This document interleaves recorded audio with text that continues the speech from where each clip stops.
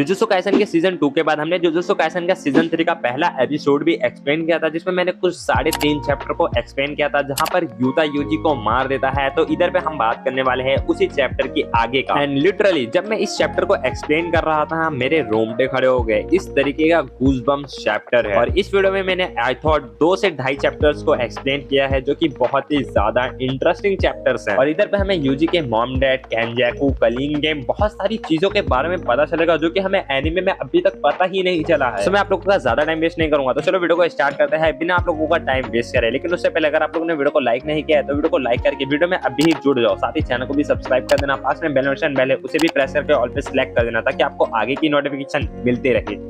जब Utah UG को मार देता है, उसके बाद हमें रिज्यूम करा जाता है नोया और चोसो की फाइट पर, जहां पर नोया अपनी स्पीड से चोसो को डोमिनेट कर रहा होता है। अपने अगले ही अटैक में नोया यूज करता है फ्रेम मैनिपुलेशन को। इसकी फैमिली में शायद सभी लोग फ्रेम मैनिपुलेशन को यूज करते हैं, क्योंकि हमने देखा था शिबुया इंसिडेंट में नोया के फादर भी फ्रेम मैनिपुलेशन को यूज किए थे। और इस अटैक से वो चोसो को बहुत ही पावरफुल किक मार देता है और पूरी फ्रेम को तोड़ देता है, जिससे चोसो की हालत बहुत ही ज्यादा खराब हो जाती है। चोसो को बिल्कुल भी समझ में नहीं आ रहा था कि नोया किस तरह की कर्स एनर्जी को यूज कर रहा है। दूसरी तरफ नोया लगातार चोसो के पर अटैक करे ही जा रहा है और वो उसे मारना ही चाहता है। इतना ज्यादा मार खाने के बाद भी चोसो अपने पैरों पर खड़ा था, जिससे नोया काफी ज्यादा फ्रस्ट्रेट हो जाता है और वो चोसो से पूछता है कि आखिर तुम हो कौन। जिस पर चोसो कहता है कि मेरे 10 भाई बहन है और उसमें से मैं सबसे बड़ा। जिसके बाद वो यूज करता है फ्लोइंग रेड स्केल को, जिससे उसके जो मुंह के मार्क होते हैं वो पूरी तरीके से चेंज हो जाते हैं। नोया कहता है कि मैं इस चीज के बारे में नहीं पूछ रहा हूँ, मैं तुम्हारी कर्स एनर्जी के बारे में पूछ रहा हूँ, ना कि तुम्हारे कितने भाई बहन। इतना कहते ही नोया वहां से गायब हो जाता है और इतनी स्पीड में गायब होकर डायरेक्ट ही चोसो के पीछे आता है। इतनी स्पीड में होने के बाद भी चोसो उसे देख लेता है, क्योंकि इससे पहले जो चोसो ने अटैक यूज किया था उससे वो अपनी आंखों में ब्लड फ्लो बढ़ा रहा है, जिससे वो नोया की तेज से तेज स्पीड को भी ट्रैक कर सकता है। लेकिन फिर भी नोया अपनी स्पीड से चोसो के पेट पर एक पंच मार देता है और साथ ही चोसो को कहता है कि ये तो तुम्हारे लिए बहुत बुरा हुआ। और जब चोसो उस पंच को खाने के बाद जब पीछे हटता है, तब उसे रियलाइज होता है कि ये कोई नॉर्मल पंच नहीं था। और तभी हमें पता चलता है कि नोया ने चोसो के ऊपर पंच करा ही नहीं था, उसने एक नाइफ की वजह से चोसो का पूरा पेट काट दिया था, जिससे चोसो का बहुत सारा खून बह जाता है। जिसके बाद नोया कहता है कि ये बहुत अच्छा तरीका है किसी भी वेपन को यूज करने का, क्योंकि अब तुम्हारा बहुत सारा खून बह गया है तो तुम अब ब्लड मैनिपुलेशन को यूज नहीं कर सकते हो। चलो मैं भी देखता हूँ कि तुम कितने देर तक और बैटल में टिक पाते हो। इसके बाद नोया कहता है कि अपने पास वेपन रखना बहुत ही ज्यादा कूल लगता है, लेकिन मैंने तुम्हारे ऊपर किसी भी वेपन से हमला किया है, ये चीज तुम किसी और को मत बताना। इसलिए क्योंकि नोया को अपने पास किसी भी चीज का हथियार रखना बिल्कुल भी नहीं पसंद, और उसे वो लोग भी नहीं पसंद जो कि किसी चीज का वेपन रखते हैं और उस चीज से वो फाइट को जीतते हैं। इधर पे हमें बहुत ही क्रेजी चीज पता चलती है, जो नोया है वो कोई और नहीं तोजी का ही छोटा भाई, यानी कि मेगुमी फिशोगुरो का चाचा है नोया।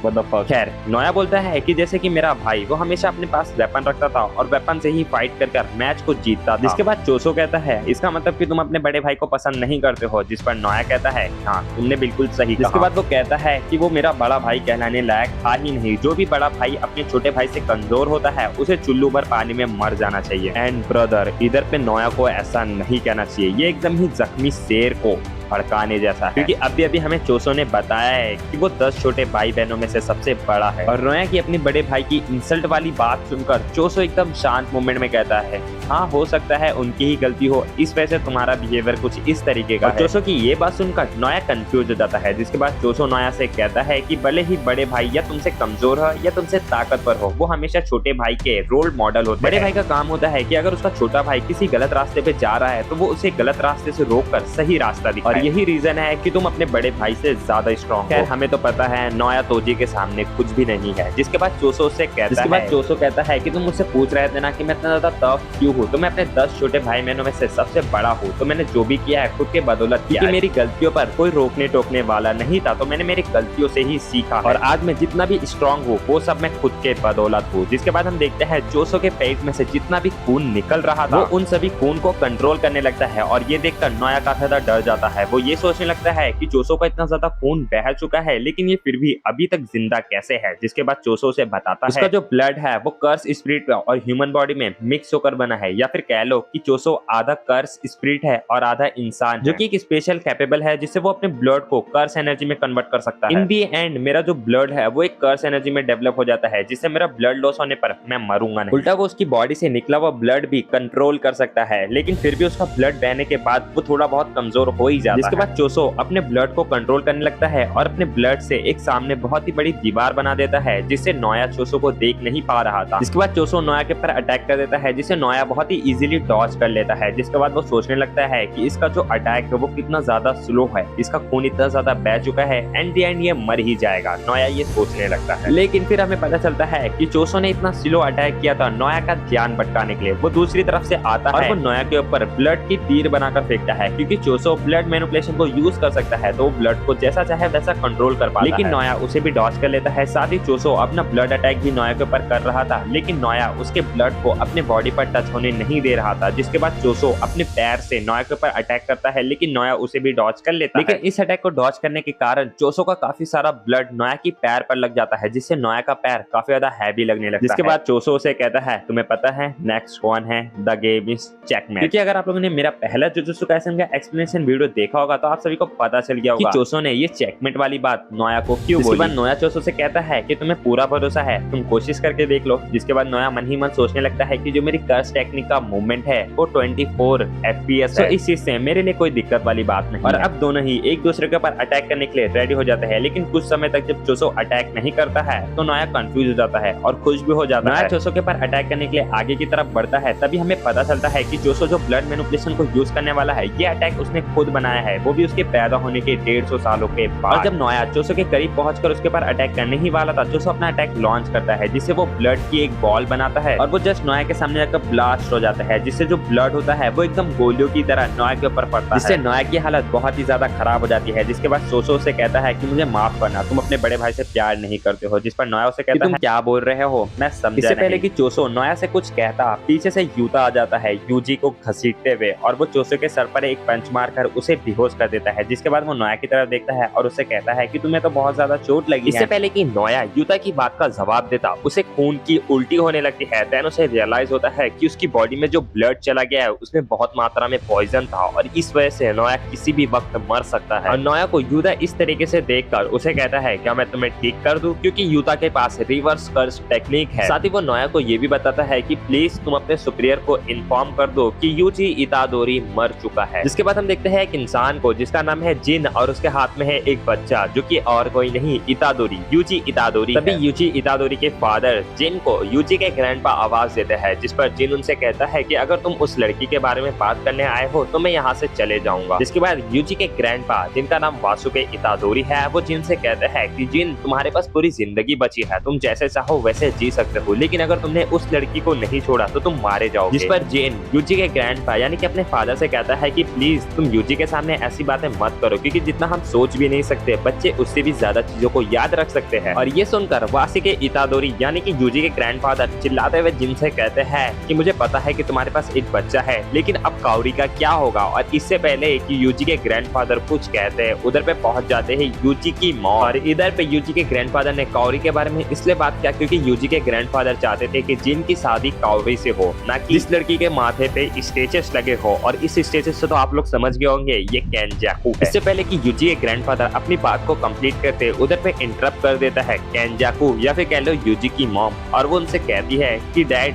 आप क्या बात कर रहे हो, व्हाट द फक। और इसी के साथ यूजी का फ्लैशबैक खत्म होता है। लेकिन क्या बवाल चीज को रिवील कर दिया गया है, यानी कि यूजी को पैदा करने की प्लानिंग नहीं मैं नहीं बताऊंगा, मैं भी पूरी तरीके से श्योर नहीं हूँ इसलिए मैं नहीं बताऊंगा और आप सभी को आगे एक्सप्लेनेशन वीडियो में पता चल जाएगा। डैम इट क्या ही चीज था। और इतना होने के बाद यूजी की आंख अचानक से खुल जाती है और वो एकदम शॉक हो जाता है। जिसके बाद वो देखता है यूता को जो कि उसके बाजू में बैठा है और एकदम चिल मूवमेंट में बॉम्ब फायर का मजा ले रहा है। यूता यूजी को जिंदा देखकर हंसने लगता है और रियली फील करता है। जिसके बाद यूता यूजी से बताता है कि मुझे याद है सितंबर के टाइम गोजो सैन मुझसे मिलने आए थे और उन्होंने मुझसे कहा था क्या तुम यूता का ध्यान रख सकते हो। अभी तक तुम्हारे और मेरे बीच में जो भी फाइटिंग हुई है, जो भी बातें हुई है, वो एक तरह की एक्टिंग थी और इस चीज से यूजी कंफ्यूज हो जाता है। जिसके बाद हम देखते हैं सितंबर का फ्लैशबैक जहां पर गोजो और यूता एक दूसरे से बात कर रहे होते हैं। गोजो यूता से कहते हैं कि मुझे बहुत ही बुरी फीलिंग्स आ रही है इन केस अगर शिबुया इंसिडेंट में मेरे साथ कुछ गलत होता है क्या तुम अभी के time first year and second year Utah का ध्यान रख सकते हो। जिस पर यूता मजाक करते हुए कहता है तुम्हारे साथ कुछ बुरा होने वाला है क्या, तुम्हारी गर्लफ्रेंड बनने वाली है। इसके बाद गोजो यूता को कॉमेडियन कहता है। जिसके बाद वो कहता है कि स्पेशली एक बच्चा है फर्स्ट ईयर का जिसका नाम है यूजी, तुम्हें स्पेशली उसका ज्यादा ध्यान रखना है क्योंकि ऑफ कोर्स यार उसके अंदर सुकूना है और गोजी की वजह से उसकी डेथ को पोस्टपोन कर दिया गया है। नहीं तो जब यूजी ने सुकाने की फर्स्ट फिंगर को निकला था तभी उसे मार देने का ऑर्डर दे दिया गया था। साथ ही जब गोजो यूता को ये सभी बातें बता रहा था तभी वो मन ही मन सोचता है कि उसे हकारी की चिंता करने की जरूरत नहीं है, हकारी बिल्कुल ही ठीक होगा। अगर आप लोग हकारी को नहीं जानते हो तो ये एक पावरफुल कैरेक्टर है जो कि अभी तक एनिमे में रिवील नहीं हुआ है, लेकिन आगे कुछ चैप्टर्स में इसका रिवीलेशन होने वाला है। मतलब कि जैसे जैसे सीरीज आगे बढ़ते जा रही है, आगे के चैप्टर्स बहुत ज्यादा इंटरेस्टिंग होते जा रहे हैं, जिसे मैं एक्सप्लेन करता जाऊंगा, तो सब्सक्राइब कर देना। जिसके बाद गोजो यूता से कहता है कि मैगुल का क्या हुआ, जिसके बाद यूता गोजो से कहता है कि उसका चाहे जो भी हो वो तुमसे तो मिलना नहीं चाहेगा। अगर आप लोग मैगुल को नहीं जानते हो तो उसे जुजुत्सु काइसेन 0 मूवी में रिवील किया गया था, जो कि पहला एक ऐसा बंदा है जो कि अफ्रीका से है। इसके बाद यूता बताता है कि उसने योजी को क्यों मारा। तो जब उसे पता चला कि गोजो सेंसेई सील हो चुके हैं तो उसका काम था फर्स्ट और सेकंड ईयर के स्टूडेंट को प्रोटेक्ट करना, और खासकर यूजी इतादोरी को। और क्योंकि यूता ने यूजी को इसलिए मारा था कि वो जुजुत्सु हेडक्वार्टर्स को यूजी का ऑफिशियल एक्यूजर बताकर जुजुत्सु हेडक्वार्टर्स में हो रही सारी चीजों को वो जान सके। जिसके बाद यूजी यूता से पूछता है जब तुमने मुझे मार दिया था तो मैं अभी तक जिंदा कैसे हूँ। इस पर यूता यूजी से बताता है कि मेरे पास रिवर्स कर्स टेक्निक है। जिस टाइम पे तुम्हारा दिल धड़कना बंद कर दिया था मैंने उसी वक्त अपनी रिवर्स कर्स टेक्निक को यूज किया था, और मैं पूरी तरीके से श्योर भी नहीं था कि ये रिवर्स कर्स टेक्निक तुम पर काम करेगी। एंड मेरे पास ये रिवर्स कर्स टेक्निक है, ये बहुत सारे लोगों को नहीं पता है। इसके बाद यूता कहता है कि जुजुत्सु हेडक्वार्टर्स में एक ना एक दिन पता चल जाएगा कि यूजी जिंदा है, लेकिन जब तक उन्हें ये बात नहीं पता चलती है जब तक यूजी के ऊपर कोई भी खतरा नहीं है। इस पर यूजी यूता से कहता है कि तुम ये सारी चीजें कर क्यों रहे, जिस पर यूता बैडस तरीके से बोलता है कि तुम उन लोगों के लिए इंपॉर्टेंट हो जो लोग मेरे लिए इंपॉर्टेंट है। मेरे पास भी ऐसी कुछ कर्स टेक्निक थी जिसको मैं कंट्रोल नहीं कर पाता था, और इधर पर रिका की बात हो रही है, इस वजह से वो यूजी को समझ सकता है। और इससे पहले कि यूजी कुछ कहता वहां पर पहुंच जाता है मेगुमी, जो कि यूजी से कहता है कि तुम यहाँ पर क्या कर रहे हो, तुम्हें जुजुत्सु हाई जाना चाहिए और बाकी के स्टूडेंट को ज्वाइन करना चाहिए। जिस पर यूजी उसे रोकते हुए कहता है कि तुम ऐसे एक्टिंग मत करो जैसे कि कुछ हुआ ही नहीं हो, इस तरह की एक्टिंग मत करो जैसे कि सब ठीक है। और इस बात को सुनकर यूता मन ही मन सोचता है कि यूजी खुद भी श्योर नहीं है कि उसे जिंदा रहना चाहिए कि नहीं, इसलिए उसने यूता की फाइट के दौरान अपना 100% नहीं दिया। और ये चीज यूता समझ गया था यूजी से फाइट करने के दौरान। जिसके बाद यूजी चिल्लाते हुए कहता है कि तुम्हें कुछ आइडिया भी नहीं है, मैंने कितने सारे लोगों को मार दिया है। जिस पर मेगुमी से कहता है कि ये तुम्हारी गलती नहीं है। और ये सुनकर यूजी कंफ्यूज आता है और मन ही मन सोचने लगता है कि कहीं मेगुमी सेल्फिश तो नहीं बन गया है और क्या ये गिव अप करने वाला है। मेगुमी कुछ टाइम तक शांत रहता है, जिसके बाद वो बोलता है कि वो लोग कोई हीरोज नहीं है, वो लोग एक जुजुत्सु सॉर्सरर है, इसलिए उन्हें बताना पड़ता है, प्रूफ करना पड़ता है कि समाज में उन लोगों की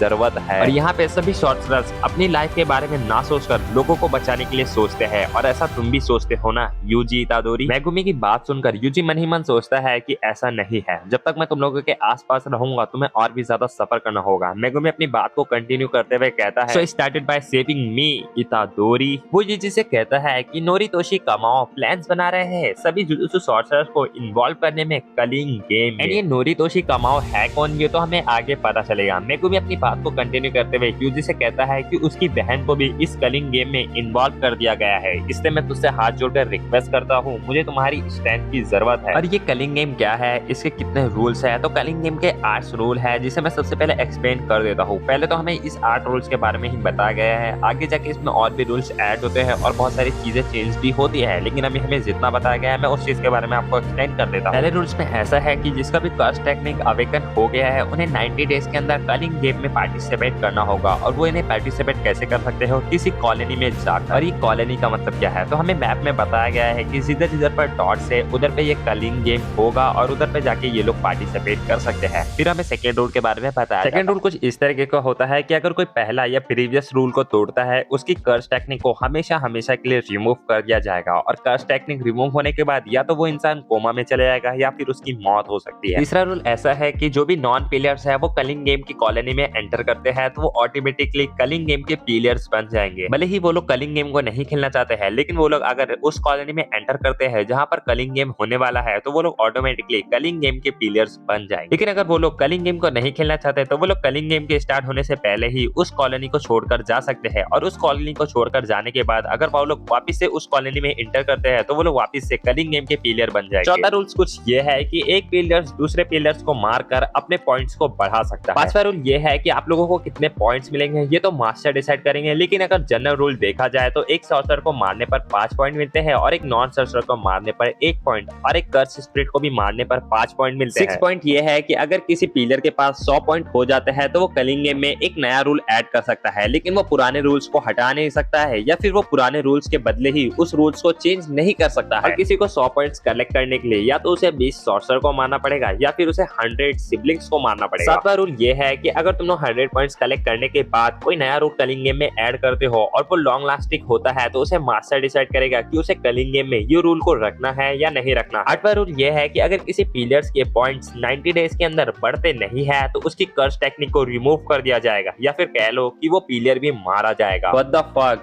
इस गेम्स के 8 रोल कितने ज्यादा ओपी और गूम्सबम्प्स है, यानी कि आगे के एपिसोड और भी ज्यादा इंटरेस्टिंग होने वाले हैं। और इधर पे अपने पॉइंट्स बढ़ाने के लिए एक दूसरे सॉर्सरर्स को मारना ही होगा ताकि उनके पॉइंट्स बढ़ते रहे और उनकी कर्स टेक्निक को छीन लिया ना जाए। तो समझ सकते हो ये कलिंग गेम कितना ज्यादा इंटरेस्टिंग है, जिसके बारे में हमें आगे और भी बहुत ज्यादा पता चलेगा। वैसे मुझे भी कुछ आइडिया नहीं है क्योंकि जब मैं एक्सप्लेन करता हूँ उसी टाइम पे मैं मांगा पड़ता हूँ ताकि मेरे वॉइस पे जो एक्शंस है वो रियल। सो बस गाइस आज के लिए इतना ही, मिलते हैं नेक्स्ट वीडियो में, तब तक के लिए till then take care, bye bye. लेकिन मैंने लाइक सब्सक्राइब करने के लिए तो बोला ही नहीं, खैर आप लोग लाइक सब्सक्राइब भी कर देना।